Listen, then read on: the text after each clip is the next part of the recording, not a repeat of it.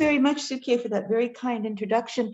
And I'd also like to thank the Khaki Lab and the organizers of this program for inviting me to speak on the story of Indian food in America. And this is a topic that's really been badly neglected, especially compared with other ethnic cuisines in the US. There's been several books written about the history of Chinese and Chinese food, but nothing on Indian food. I'd like to do it one day, but it requires so much travel and so much research. I don't know if I will have the time.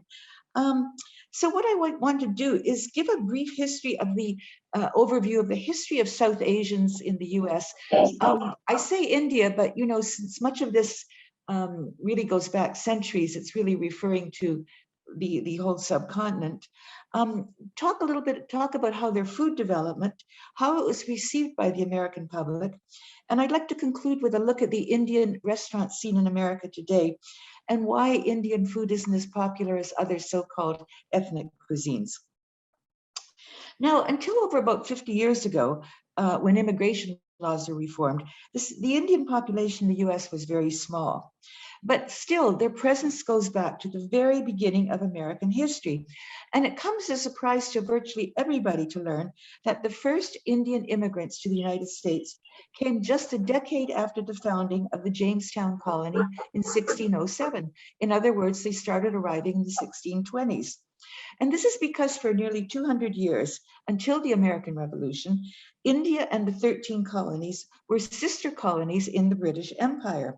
And there was a lot of going back and forth between the mother country, England, and the two daughters, India and the US, the 13 colonies. Now, who were these pioneering South Asians? Well, some of them were sailors on the ships of the British East India Company. And others came as servants to a group of people that are sometimes called the Nawabs. And these were employees of the East India Company who became fabulously wealthy, both as a result of their own account in India and doing their own trading. And after making their fortunes in India, some of them some went to England and some came to America. And every Englishman who brought a laborer or servant to the colony received a 50 acres grant for each person they brought. So it was to their advantage to bring them over. And still others were slaves, and the slaves were actually captured by British or Dutch traders. And you can see in this slide on the left, a left is kind of an Indian servant to a young, an Indian companion to a young, probably a British or an American young child. At the top is a notice about a runaway slave who is described as an East India Indian. And that's what these people were referred to. And his name was Thomas Greenwich. And at the bottom is a famous illustration from Vanity Fair. And it shows one of these very rich Indians, Joss Sedley, who the Nawab of Bogliwala, who made his fortune and was being courted by Becky Sharp. Now, in the early 17th century, these so-called East Indians even outnumbered local Native Americans in Virginia. And many of them actually intermarried with local Native Americans. And but by then, all traces of them have disappeared. So there's a University of Virginia has kind of done a study, and you can find information on their website about these early South Asians who lived there. Now I'm going to go back to England because this is what happened there eventually led to what happened in the United States. Now many of these rich East Indian traders moved to London, and there they tried to recapture some of their life in India. Those who could afford it brought cooks in India. Others satisfied their appetite for curry and other dishes at coffee houses. The first purely Indian restaurant was the Hindustani Coffee House, which opened in 1809 near Portman Square, Mayfair. And at the top, you can see there's a plaque marking that spot today because it was in England's first Indian restaurant. And to the right, you can see their founder. And he was a fellow named Sakhe-Din Mohammed.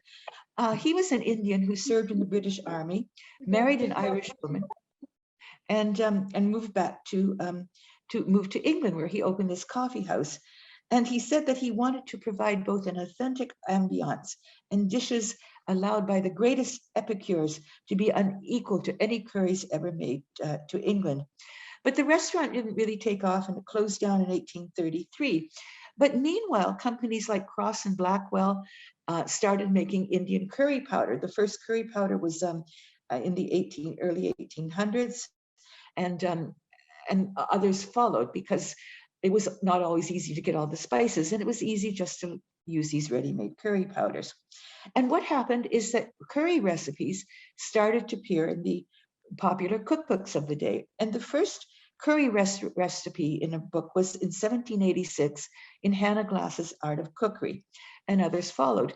Now, there were no copyright laws at the time. So what happened is Hannah Glass's book, Eliza Burton, and all these early cookbooks were just pirated and republished in the United States.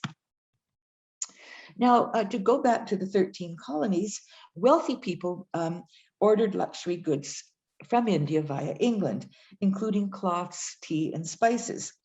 And one of the most popular imports were these very fine muslins, which were incredibly expensive. And this brings us to Elihu Yale. He was an employee of the East India Company. He was also a slave trader and did other things, and he became enormously wealthy. So what he did, he was endowed Yale University, which is named after him today. And the way his endowment came was in the form of several bolts of this very valuable Muslim textiles. And so although the political union between the colonies and Britain was broken by the American Revolution, the culinary and cultural ties remained stopped. In 1813, the East India Company lost its monopoly of trade over India, and spices became available to the middle classes. And what happened was recipes for curry powder, mulligatawny soup, and other dishes began to appear in American cookbooks, which, as I said, were just basically copies of the ones published in Britain. The first mention of curry in an American cookbook appeared in a book by Catherine Whipple, whose husband was one of the signers of the Declaration of Independence. And that was a recipe for curry apple soup. And other recipes followed in Mary Randolph's famous The Virginia Housewife in 1824, and many others. Now, in 1809, Boston's India Wharf was opened to accommodate ships going to and from India. And in one day, in 1809, in the 1820s, nearly 80 ships from Kolkata offloaded their cargoes here. Chicken curry, curried veal, and lobster curry became standard items on the menus of Boston taverns and eating house in the 1820s. And there was really a rage for all things India in Boston at that time. And this next slide shows several ice houses in India. And there's the one in Calcutta, the one in Madras, and the one at the bottom is in Mumbai, which is now the home of the Kama Oriental Institute. And I gave a talk there in early 2020. And it's one of these wonderfully old ice houses. And I'm sure that the Khaki, this is one of the stops on Khaki Foundation's heritage tours. This is such an interesting thing. And how did this come about? Well, what happened? Somebody discovered a way of transporting ice, of preserving the ice that was dug from the New England ponds. And of course, New England is very cold in winter.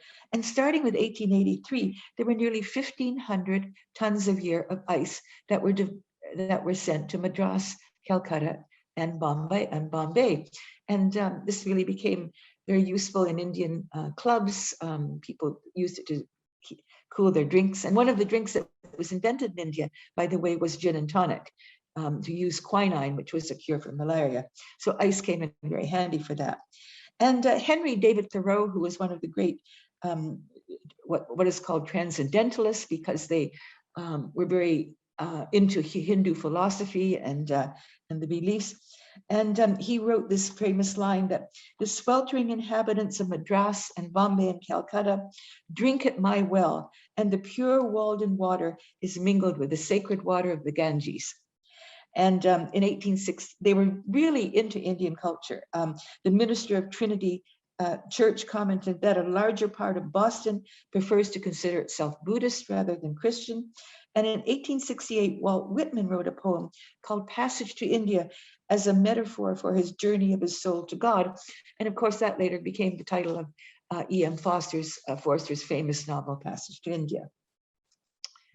Now, these are some of the cookbooks that I mentioned that had curry recipes. One was The Curry Cook's Assistant or Curries, and this was written by a fellow named Daniel Santiago, who I think was probably a Goan who became a cook in US in the 1860s.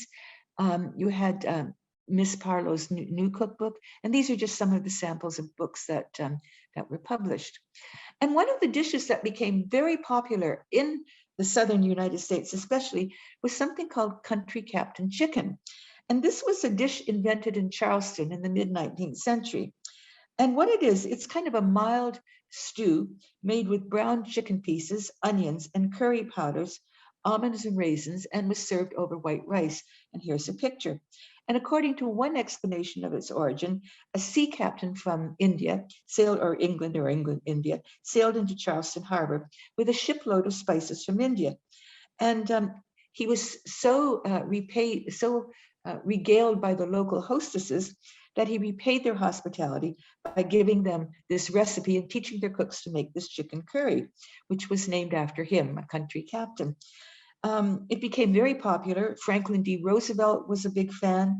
He introduced it to General Patton, and it was Patton's love of this dish that resulted into it being added in his honor to the U.S. Army's ready-to-eat field rations in 2009. And these are these things probably were eaten in Afghanistan that they would open up. They were freeze-dried and warm them up. And even today, this dish is featured in the repertoire of all the famous Southern chefs. And a kind of an offshoot of this is a curry chicken salad that Southern cooks like to serve in luncheon menus. So for some reason, curry took off in the South and is a part of the cuisine there. I'll just say a little bit about, this is a broader talk than just cuisine. In Chicago, where I live, a major milestone in the interest in India came when the city hosted the World Columbian Expositions. And there were many side events held in conjunction with this called congresses or parliaments. And one of these was the World Parliament of Religion in a building that now houses the Art Institute. And it was the world's first interfaith gathering. And there were representatives of a wide variety of religious movements, including representatives of Jainism, Buddhism, Islam, and Hinduism. And Swami Vivekananda came. He made a great speech, and he began with the salutation, "Brothers and sisters of America." He got a standing ovation from a crowd of 7,000, which listed for 2 minutes just on his appearance, and he gave his address. And there's a plaque now outside the Art Institute that commemorates this event.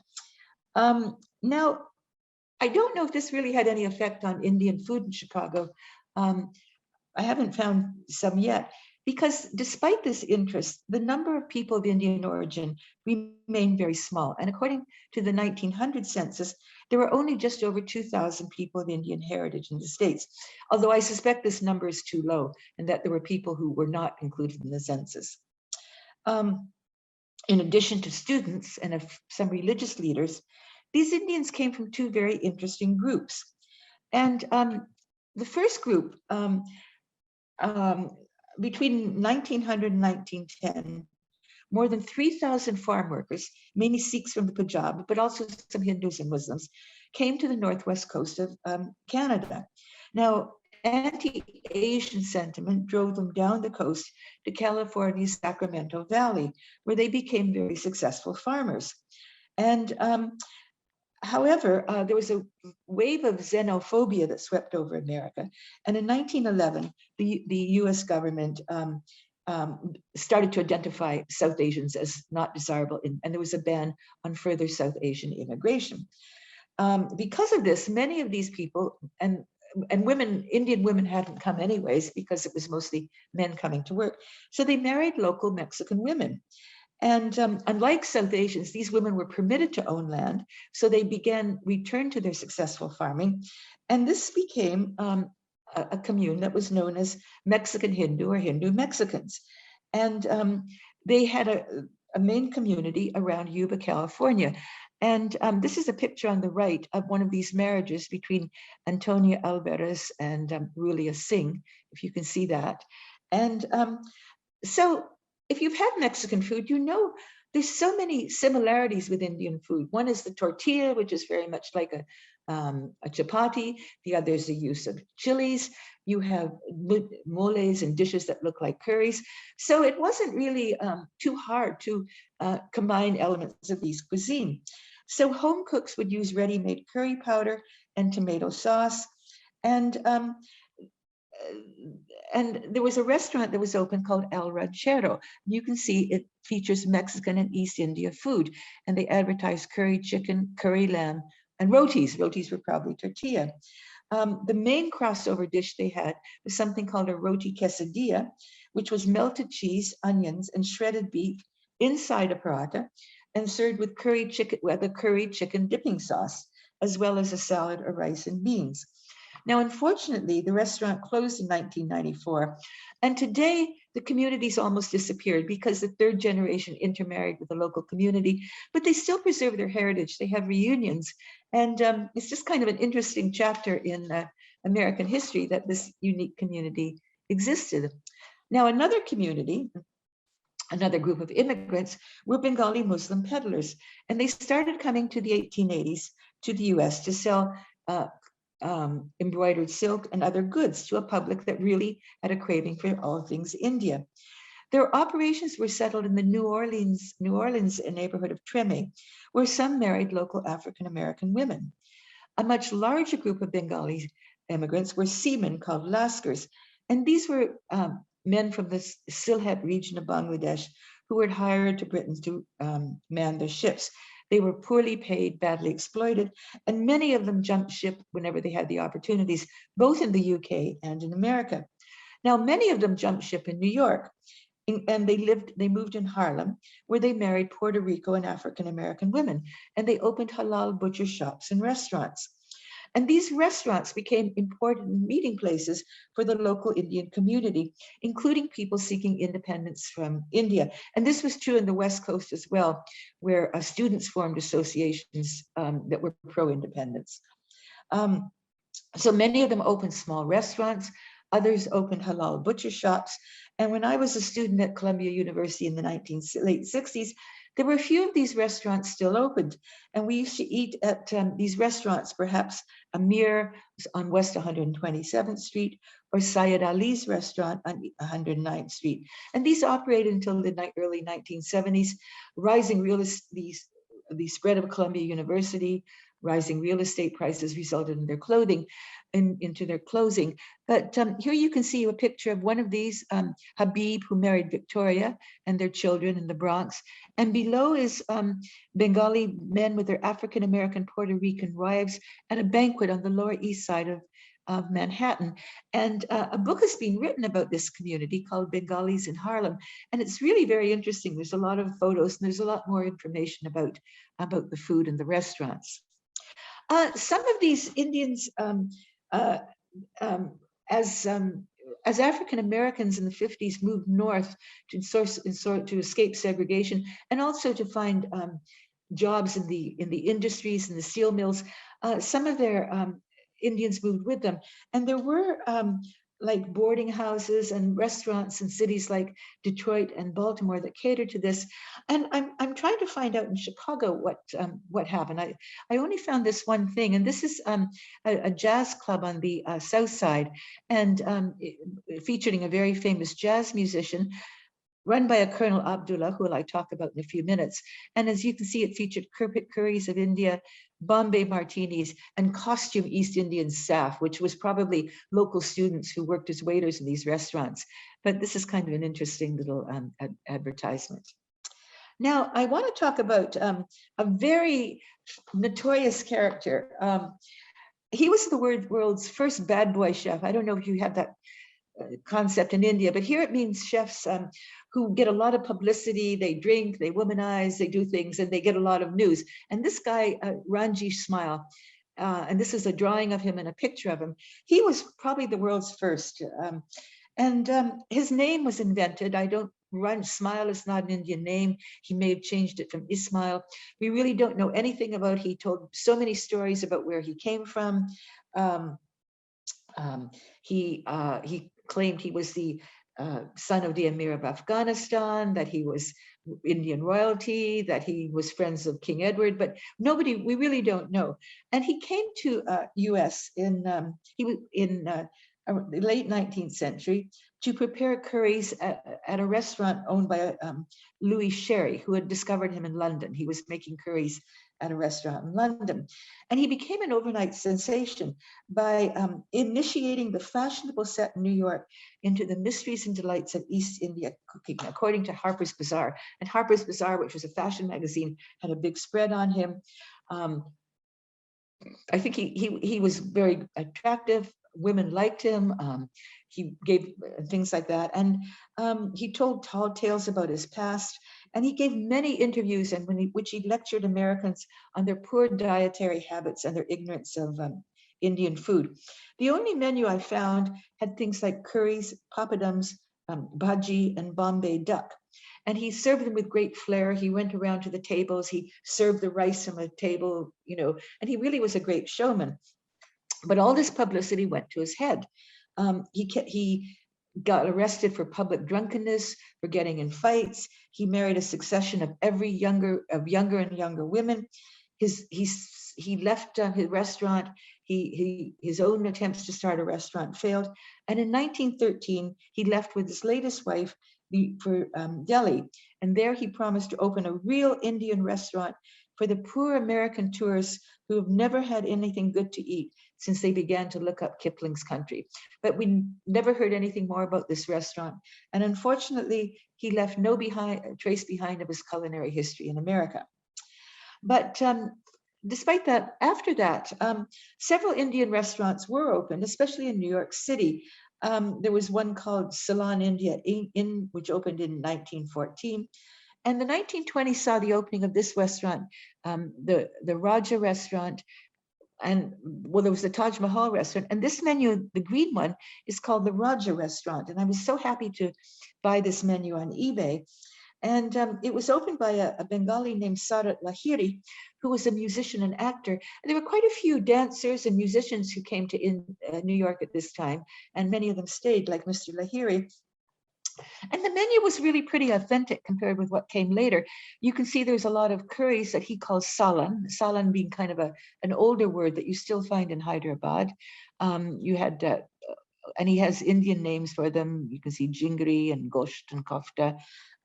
He had quite a fairly extensive dessert menu, Hindustani mithai, including rasgulla, and then he also had special dinners. So diners could order a Calcutta Club dinner for $3.25 and a Raja special dinner for $5. And in current currency, that would be about $35 and $55 today. So it wasn't a cheap place. And these places became very popular among kind of New York celebrities, and Rudolph Valentino was a fan. So there was quite a story of interest. But still, the Indian population was very small. In 1946, for the first time, South Asians were allowed to become US citizens. Before that, they weren't allowed to do so. But immigration was still limited to national origin quotas. And in 1960, there were still only about 12,000 Indian immigrants in the US, many of them students. And there were a few restaurants, though, that did serve Indian food. And typically these restaurants privileged Britain and the legacy of Britain in India. And most Americans at this time still tended to view India through a British filter, through the stories of Kipling, as Mr. Lahiri pointed out, or as Ranji Smile noted. So these establishments were decorated with pictures of Bengal lancers, hunting parties, and stuffed tiger heads. In 1947, a British couple, David and Patricia Brown, opened India House in San Francisco. And Brown claimed to have learned the art of curry making in India and England. And one review said that David Brown was as authentically British as Winston Churchill. and this is terrible, paused in his regular rounds to customer only long enough to commiserate over the loss of India. So Indian Pakistani students wearing turbans and Indian clothes were the waiters, and the menu focused only on curries, distinguished only by their main ingredient. And they were accompanied by rice, sambals, and major glazed chutney. A major point became cocktails, including Pim's Cup and gin and tonic, as I mentioned, which was invented in India. And later cocktails became a focus of restaurants today, and I'll talk about that later. I'm afraid I left out a thing. In Chicago, the first Indian restaurant was the House of India, which opened in 1963. The owner called himself Colonel Abdullah and claimed to have a doctorate in psychology from Oxford University, which I don't think even offered one then. And some of these restaurateurs were great showmen. But one of the students who worked there was a friend of ours, and he said he was not really an Indian at all. He was an African-American from Tallahassee who had served in the American Army in World War II. His menu was kind of a hodgepodge of dishes. One featured rice pulao, lamb korma with pineapple, a vegetarian curry, a sirloin of beef curry, a hot spice dish, which the reporter said was called pork vindaloo, and papadans, which were prepared only for special parties. This restaurant closed. Another restaurant owner who I knew called Mohan Shalbani, who was a great PR guy and got a lot of publicity, opened a restaurant called Bengal Lancers, and the menu featured Colonel Skinner's chicken curry and things like that, but it didn't last long. And so I think everybody here is probably familiar with the development of Indian restaurants in post-independence India, with the Kundan Lal and Tandoori Chicken, his famous restaurant Moti Mahal, and then later Quality and Gaylords. And they tended to generally serve North Indian food because some of the people who found it were refugees from Pakistan. They had things like saag paneer, malai kofta, stuffed paratha. They later added North Indian meat dishes such as Rogan Josh, biryani, and to make them sound exotic and sophisticated, they called them Moglai. This term Moglai has no meaning. It's a catchword for basically, I think, North Indian meat dishes. And if you look at newspapers before then, that was not even used before the 1950s. So this was basically a restaurateur term to refer to this style of cuisine. And you also had South Indian restaurants, of course, that were popular. And so those were kind of the two basic restaurant forms that came to America. So when American restaurants went open, after immigration began to open in 1965, when it opened to people from around the world, not just Europe, you had a lot of Indians came. And the average of 40,000 Indians a year came after 1965. And many of them went to cities like New York and Houston. And here you have shopping districts and stores open to meet their needs. This is Patel Brothers, which now has like 30 stores all over America, some in Britain. They have their own manufacturing company, and it's probably the largest retailer of Indian food. It happens to be a few blocks from my house. I know the two famous Patel brothers when they were open, ran a little grocery stores, and now they're multi-millionaires, but they still see them. And so the restaurants that opened basically were modeled after the restaurants that you had in Britain at that time, such as Gaylords and Quality.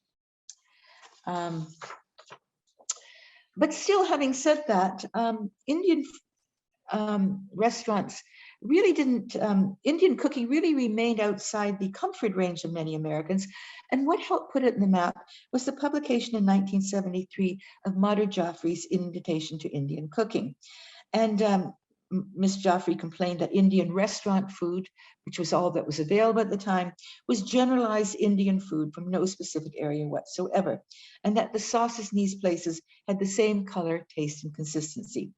Her first book featured recipes from all parts of India, and she also gave information about Indian ingredients, where to obtain them, and detailed instructions about techniques in preparing Indian dishes. As an attractive actress, she was also the right person to popularize Indian dishes because she made personal appearances, she had television shows, she had series, and the book became a bestseller, helped by endorsements from famous restaurant writers. And other bestsellers in America were Classic Indian Cooking by Julia Sani and The Art of Indian Vegetarian Cooking by Yamuna Devi in 1987, which sold over 1 million copies. Now, by 1990, there was new legislation. The number of permanent work-based visas made changes, and Indian immigration increased dramatically. And now students from India are the second largest group of international students in the United States after China. Now, I'd like to talk a little bit about the state of Indian food in America today. It still has a long way to go to be popular.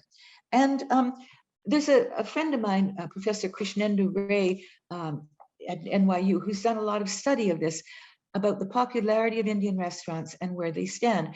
And one problem is that until now, Indian food really hasn't had much prestige. And if you measure prestige by how much people are willing to pay for a meal, which is probably the best marker, basically, according to Professor Ray, $30 is pretty much the limit, which is not a lot. And this particular chart that, based on his data, shows you the category of Indian restaurants in terms of the expensiveness of their meals. And the top two since 1986 have been French and Japanese. And I don't have the data about how much, but these restaurants can be fabulously expensive. And next is American. And again, we're not talking about McDonald's here. We're not talking about fast food. We're talking about probably fine dining restaurants where, you know, people go out for a meal. And again, you can spend $200–300 easily a person. But if you go down the list, you see that India is only number 11, and it's even gone down from 1986. So that in the whole ranking of how much people are willing to spend, it's not very high. And why has this been the case? Well, Ray thinks that probably, and I agree, it shows a lack of appreciation for the skill that is required to make Indian food. Indian food requires a great deal of technique, but really, who opened Indian restaurants in the past? It wasn't chefs, it wasn't, it was generally businessmen. For example, a guy would have a sari shop. Well, a restaurant has a bit more prestige, he'd open a restaurant. He'd hire cooks, but they weren't chefs, they were cooks. And the food can be quite good, especially I find in Chicago where I am, the Hyderabadi restaurants which are nearby, there's Gujarati thalis. These restaurants are very good. They're prepared from people from that region who know it. But the other cooks, the other restaurants serve kind of generic Indian food. And these are not people who've gone necessarily trained. Some of the chefs have opened, culinary have opened their own restaurant, and these restaurants are on a quite different level. And I'll talk about that later. And I think another reason that Indian food hasn't taken off is that America really doesn't have historical ties with India the same way that Britain does. I mean, if you look at Indian food is really a part of British food. I mean, the foreign minister called chicken tikka, you know, the most emblematic Indian dish because it reflects the multicultural nature. And in Britain, you have thousands of Indian simple restaurants, and you have these very high-end Michelin-starred restaurants like Tamarind and Benares, and people there. Indian food is very much a part of their diet, which hasn't really happened here, because of I suppose the distance. But I think this is changing, and what is happening is what I call the internationalization of cuisine. And by this, I don't mean fusion cuisine. I don't mean just randomly sticking together dishes from techniques in one.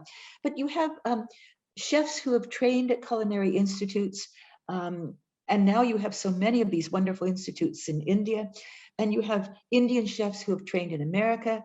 You have American chefs who are going to India, and you have these restaurants like Mask in Mumbai, like Bombay Canteen. There's many others that really have raised Indian food to an elevated level, and they have beautiful presentations. the emphasis on sustainability. You have chefs that go all over India looking for rare ingredients. They go to Kashmir to get morels. They find different kinds of plants, and they're incorporating these into their menus in restaurants, especially in Mumbai. I mean, that's where I'm familiar with restaurants there that have done this, and also in Delhi as well. So you have the same phenomenon happening in the US now. And you have restaurants like India Accent in Delhi, which has now opened a branch in New York. You have Rue, which in Delhi, which has a branch in Chicago and Cleveland and other cities. You have restaurants like Jamoom and Tosi in New York, which have got Michelin stars. You have you have at least 8 restaurants in New York and several in Chicago that are listed in the Michelin Guide. And you have Rasa in California. And these restaurants have become very popular. We go to Rue all the time. It's difficult to get reservations. So people are ready for this kind of food that really has very interesting presentation. The dishes are sophisticated. They're delicious. And another feature of these restaurants is their wonderful cocktail menus. And I personally think if you're going to have alcohol with an Indian meal, the best pairing is a really well-matched cocktail, because especially if it's done by a great mixologist, because especially the sweetness of some of the drinks really complements the spiciness and the heat of Indian food. And that's a selling point of these restaurants. So I'd like just to conclude at this positive note. Another thing that I should mention is that an important way of getting people to know Indian food is by encouraging culinary tourism. And many governments, Malaysia, Korea, Thailand, Spain, have been doing this. I know the Korean government has invested a lot. And now half of all tourists who go to Korea are going for food. And Korean food is becoming extremely popular in the US. It's very spicy. I mean, it's not that people are afraid of spicy food, but, and I think now I've been told the Indian government is now making moves to do this. They have committees to encourage culinary tourism. And one way of doing that is by supporting Indian food in Europe and America, by holding food festivals, by doing things with restaurants. So people really see how delicious, how fantastic Indian food is and the great diversity of it. And I think if this happens, then Indian food will, and I certainly hope it will, become more popular and widespread in America. So with that, I'd like to conclude my remarks. And oh, I'm sorry, these are a few dishes I meant to show. These are things that are served, this is called progressive Indian food, that's the word, not fusion, not anything else, progressive. And you can see paneer pinwheel, beef short rib curry, and a wonderful green pea and goat cheese kulcha, what I had the other day. And these are not artificial, they just blend things so beautifully and are very popular. So thank you, and I'd welcome questions. Thank you. That was a delicious journey in, it was a delicious journey through the times of food. And we do have a few questions. Let me read them out to you. I do have a comment from Vinita who said that, country captain chicken is still served in Madras Chimkhana Club. So clearly it's made its way. That's a fun story. I think it's great. So we will continue with the country captain chicken in India as well. We have a question from Farooq, who wants to know a little bit more about fusion food. You did mention that you were not really talking about that, but he says that, for instance, Canada has the tandoori poutine, and then is there, for instance, Kentucky fried chicken curry or something like that has become popular? Yeah, Canada, I'm from Canada originally, and it's very interesting because there's a lot of Caribbean immigrants there, and you have wonderful, I think Canadians have really adopted Indian food to a much larger degree than Americans. I mean, my own mother in her 90s, who was English, I mean, she loved samosas, and we'd go to the local samosa king that had like 20 varieties of samosas, and you find like Jamaican, Trinidadian rotis sold everywhere at train stations. So I think it's much more a part of Canadian life than it is in the US. and there probably are a lot of combinations that are, I know the samosas have some unusual varieties, and I can't think of them yet, but that would be a case in point. Yeah. So are we saying that people in US in general did not build a taste for Indian food, or if they did, then how? It's just not as popular. I mean, as you know, and for example, there's something like I have the number here, like in New York City, there would be like how many? I think 40,000 Chinese restaurants. Yeah, according to Professor Ray, he did a survey. There's 40,000 Chinese restaurants in New York City, and Wow. about the same number of Mexican cities restaurants, 40 and 5,000 Indian restaurants. So there's not as many. They're just not as widespread. And yeah, there's just many reasons for it, I guess. One thing I don't know on the West Coast, you know, where you have all these Silicon Valley people, I don't know that much about it. And I have a feeling that there may be more of a developing restaurant culture there. And that's something I have to do research on. In fact, because I would think that there would be, and especially South Indians, because there's quite a few South Indians there. So there's another question. How did the early immigrants, who set up restaurants, the Hindu Mexicans and so on, how did they get an extensive variety of Indian ingredients available there? How did they get access to ingredients? It's very hard. Like in the 60s, when we came to Chicago, I mean, there was very tiny, there was one store in New York and one store in Chicago that were kind of general spice shops. And you had to go there to get your spices. I mean, they had there. And then I think in the 1968 in Chicago, there was a fellow who I interviewed who actually opened the very first Indian spice shop that he imported spices and lentils. It was very hard for people to get ingredients in the early days. So 17th and 18th century, it must have been far more difficult for them to get. Oh, in that time. Oh, well, the rich people could get them because they would, the wealthy people could get spices from India. I mean, the people who came in the 17th century were just servants, so they would just eat whatever they had. They didn't. But you're right. I mean, they must have prepared Indian dishes for their bosses.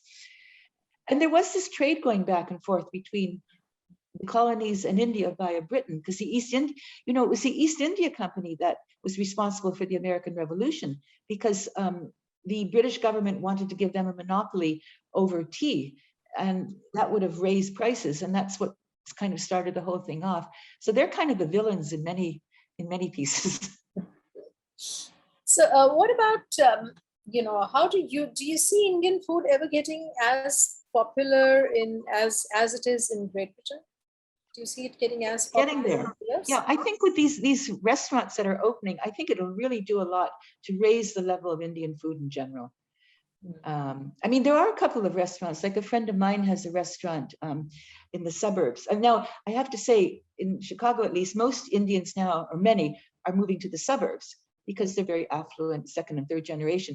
And you have some wonderful Indian restaurants coming up there, and you have a lot more ethnic like when I say ethnic, I mean like you have Hyderabadi restaurants, you have biryani restaurants, and I think that may be one area where the future lies too. I think Arun Gupta is trying to draw an analogy. He says, can you throw some light on how yoga has gone so mainstream in the US? Perhaps trying to chart whether that's the way for Indian food to go more mainstream in the US. Yoga's gone mainstream, but it's gone mainstream in such strange ways. I don't know if that's a good model to follow. I mean, you have yoga studios with bars attached, so you do your asanas and then you have a drink. I mean, I don't know. I think yoga's got kind of trivial. I mean, I did yoga for years at Shivananda, and it was pretty mainstream, but I think it's got a little bit and they have yoga competitions. How can you have a yoga competition? I mean, it's so alien to the spirit of yoga that, but it would be good if, even if it's not the greatest Indian food, there should be more of it. It should be much more, widespread. And actually, and there are some good restaurants. I mean, I don't want to downgrade it, but I think that there should be more of them, and they should be, they could be better. Better restaurants. Yeah, Arun's also mentioned that, of course, San Jose and places like that do have a large number of, South Indian and biryani places, because there's a lot of people from Tamil Nadu and Andhra Pradesh. Oh, really? That's interesting. Yeah. And Farooq has also mentioned that Country Captain Chicken is also available at Bangalore clubs. So our clubs might well be running upholding the ancient sort of food heritage from the US. But I wonder if that's not a name for what would also be called duck bungalow chicken. I don't know why it would be. That's different. Is it? Okay. Different, yeah. Well, that's so interesting. I think that's worth tracing as to how they got Country Captain Chicken. Absolutely. Yeah, if somebody could do that, I'd really appreciate it. You could maybe ask if you go to these clubs, ask the chefs, and you can find me on my website and ColleenSen.net and send me an email. I'd love to know. It's worth exploring, absolutely. Arun also asks whether you can throw some light on the influence of ISKCON, the Hare Krishna team, on the American culture and food. It's the Hare Krishna temple happens to be near our house. And what's interesting is now 99% of the people there are Indians. Mm-hmm. So there's hardly any non-Indians there anymore. We sometimes go for Janmashtami and things, and it's really surprising. It's become kind of an Indian temple for Indians in the city. So I don't know, and they do have. They have their feasts all the time, and we go there sometimes. We have vegetarian food, which is pretty good. So I don't think it's probably had much influence. Okay, so it's become narrower in its impact. It didn't start out like that. It started out really influencing the Western cuisine a lot. No, it did, and of course Yamuna Devi's famous book. It was a great bestseller. She was a follower of that. So I guess in that sense, her book's a bestseller, and I suppose people who want to make, and certainly vegetarianism. We have to face the fact that vegetarianism and veganism is becoming so much more widespread. The whole business of a meat-free diet, and this will certainly help Indian food, because it is one of the world's great vegetarian cuisines. The widest, sort of a very, very wide range of food available in vegetarian. Yeah, I think, and I don't know why people, I love vegetarian food. I'm not a vegetarian, but I don't know why people have to have meat substitutes. But I suppose, like fake chicken, but I suppose that's maybe a bridge. People really don't know how. Preparing vegetarian food isn't easy if you're not in that tradition. You just get a piece of meat and you can just saute it, but vegetables you have to do things to. So I hope that this will encourage more interest in Indian food. So of course there's a lot of compliments coming your way, and a lot of people have appreciated and admired it's such a vast subject that you've covered so succinctly. But somebody's asked, Nikhil has asked, as to what is your favorite Indian dish? I have to, people ask me this, and I now have an answer. It's Kerala duck curry. It is so good. It's so rich. It's got duck and coconut milk and spices, and I've only had it twice, but I just love it, I have to say. This makes Kerala food is really good. So Arun also mentions that Hare Krishna had a story that Steve Jobs survived on the food from there for 9 months in his early days. Yes, he did. He did. That's true. It was very popular in the 70s. It was really, you saw Hare Krishna, they'd come to the door all the time, and they'd be, but now it seems to just, they have priests from India, they do regular Hindu ceremonies. So it's really become,